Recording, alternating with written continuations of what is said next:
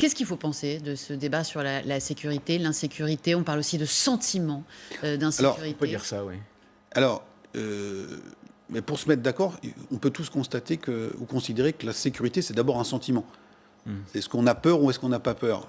Mais c'est une réalité en soi, le fait d'avoir peur. Et donc, après, est-ce qu'on a raison d'avoir peur? Ça, c'est une autre question. On constate quand même objectivement que si on prend par exemple les atteintes aux membres des forces de l'ordre, ces atteintes ont doublé en l'espace de 20 ans. Donc il y a quand même toute une série de phénomènes qui sont préoccupants. Il y a 3 séries de facteurs qui choquent ou qui marquent énormément l'opinion publique, comme si des verrous avaient sauté. Le premier, ce sont justement les attaques, parfois mortelles, dont sont victimes les forces de l'ordre. Les Français se disent, si même ceux qui sont chargés de nous protéger sont à leur tour dans l'œil du cyclone, c'est que vraiment le pays va très mal et que nous avons du souci à se faire pour notre propre sécurité. Donc il s'agit d'attaques terroristes, de règlements de comptes ou autres. Tout ça impacte fortement l'opinion publique.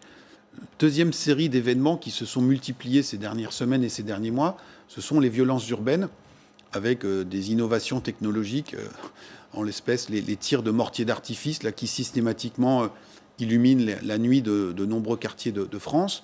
Et donc là aussi, ceux qui défendent la thèse de rien nouveau sous le soleil nous rappellent que les premières émeutes en France, c'est la fin des années 70 au Minguettes. Oui. Sauf qu'à l'époque, c'est 1 ou 2 nuits d'émeutes dans un quartier, et tout ça avait marqué les esprits. Là, aujourd'hui, c'est 1 à 2 nuits d'émeutes chaque soir, quelque part en France.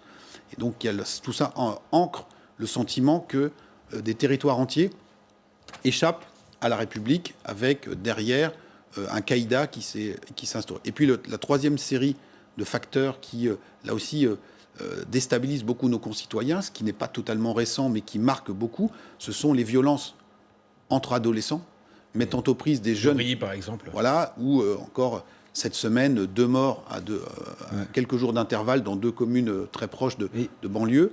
Et donc tout cela installe dans l'opinion l'idée que des verrous moraux ont sauté, c'est-à-dire qu'on n'a plus peur de s'en prendre aux policiers. Des jeunes de 14-15 ans, pour une altercation sur les réseaux sociaux, peuvent en venir jusqu'à se poignarder.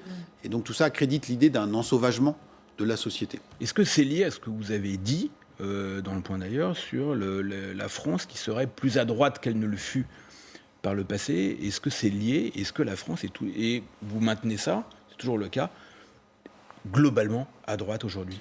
Alors, cette question de l'insécurité n'est pas nouvelle. On se souvient qu'elle avait joué un rôle déterminant dans l'élection présidentielle de 2002, sauf qu'elle est remise sur le devant de la scène. Et ce qui est tout à fait spectaculaire, c'est que ces formes d'insécurité ont été suffisamment puissantes pour franchir le mur du son qui avait été installé pendant la période du Covid. Vous vous souvenez qu'on parlait que de Covid, et les seuls événements qui arrivaient un petit peu à faire du bruit, c'était ces événements-là.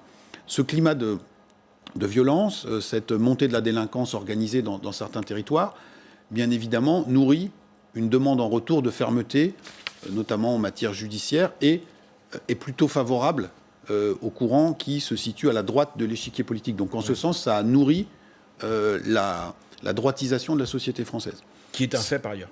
De notre point de vue, qui est un fait, il y a une belle étude de la Fondapol qui vient de sortir dans différents pays européens et qui montre que là aussi, c'est un phénomène général. Alors attention, quand on parle de droitisation, là on est bien sur le sujet ou le segment de la sécurité. Sur les questions économiques et sociales, il n'est pas évident que le cœur de la France soit très très à droite, et nous constatons que le quoi qu'il en coûte et le fait de recourir à un endettement massif n'émeut pas grand monde aujourd'hui en France. Donc voilà, il faut s'entendre sur le concept de droitisation.